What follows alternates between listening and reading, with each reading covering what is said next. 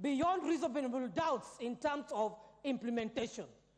A good proposal, which even Azimio had in the manifesto, as our minority leader stated.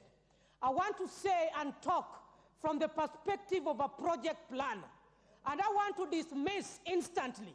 There is no project which is implementable to conclusion without definite parameters of implementation, clear framework, and sustainability, which is output of a project.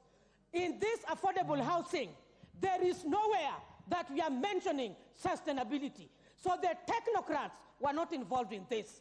A few people with their own passion and quest and thirst that they want to fulfill sat down, coined, and put it on paper, and no wonder it is being sneaked in as a rush. As legislators who are representing the citizens of this country, we know very well that we are undergoing tough times in this country. Even the members of the legislatures in this house are finding it rough, because when we get our pay slips, they are zero, deducted. You can't even understand from where you are coming from and where you are heading to. Yet we are the representatives of the people. This brings me to the question, what about the common mwananchi who is not employed, is not even near Mama Mboga, who can sell even 1,000 shillings per day? I want to say that this kind of affordable housing that we are talking about today, in the objects of the Constitution, primarily, we are saying that fairness is not taken care of. And when we are talking about fairness in this country, when the Constitution is highlighting on fairness, there is no fairness even on the deduction of the employed. There is no fairness of other members of this country on how they are going to foot the taxes. Under the objects of the Constitution, Mr. Speaker, sir, I want to say that inclusivity, which is enshrined in our Constitution, is not factored in the framework of this bill that is proposed. Why am I saying so, Mr. Speaker, sir? When we are talking about Mama Mboga, the hustler nation, it is very clear, because I rise to represent, as the county MP of Homa Bay, the PWDs. There is nowhere they are mentioned. We want to say that even the inclusivity is not captured in this proposed bill, because at what point are the youths who are not employed, the women who are not employed, the PWDs who are there? So we are saying framework on inclusivity is missing in this proposed bill. Mr. Speaker, sir, it was very clear that this is a county bill. Yes, I agree. In the same Constitution, there is the interrelatedness of the county government and the national government. Mr. Speaker, sir, that is not clearly articulated in this proposed bill, because we are only seeing in the fourth schedule the aspect of the ownership and the board of management.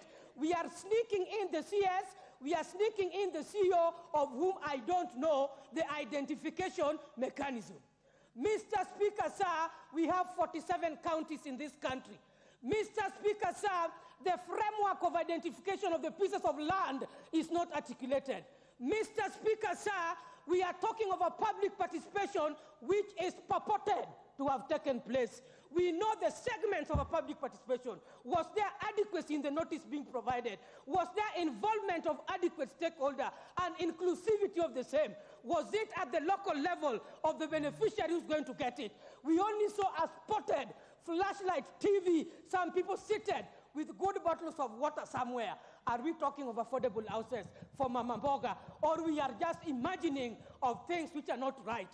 Mr. Speaker, sir, I want to say that this house must hold and respect the court order.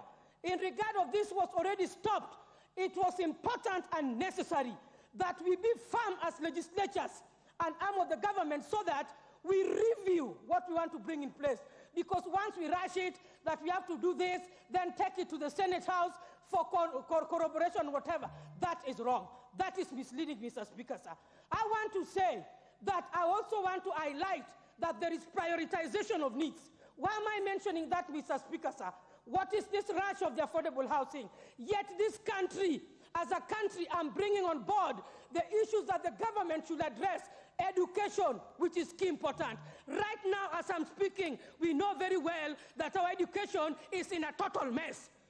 If we are a government that prioritizes needs of the Kenyan citizen, why don't we look into issues which are weighty, that when we tell the Kenyans that these taxes are going to go to this kind of development, it is going to improve us? Mr. Speaker, sir, we have issues of water and electricity. What is this rush of affordable housing? Teachers have gotten loans and acquired houses. People have built houses in various towns and go back home. You cannot cheat Mama Mboga. There is no framework on which Mama Mboga is going to acquire this house. There is no framework in which the unemployed border, the youth is going to acquire this house.